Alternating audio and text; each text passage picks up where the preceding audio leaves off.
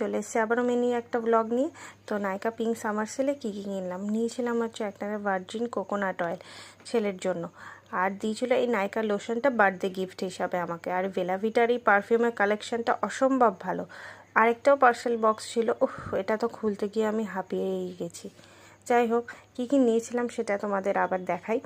তো এটাতে ছিল একটা ডট অ্যান্ড কির সানস্ক্রিন, আর ছিল জনসনের একটা বেবি ক্রিম, ডাবের একটা রোল অন, আর ছিল হিয়ের এই ডিওড্রিনটা, এটা ছিল আমার ছেলের জন্য, আর ব্লু হেভেনের রোজ ওয়াটার। সব থেকে ফেভারিট যেটা ছিল হচ্ছে মার্সের এই লিপস্টিকটা। আমার এত সুন্দর কালারটা, ভীষণ সুন্দর, আর পরেও বেশ ভালো লাগছিল। যাই হোক, দেখো আমি পরে তোমাদের দেখাচ্ছি কালারটা কেমন। তোমরা আমাকে কিন্তু কমেন্টে অবশ্যই জানিও।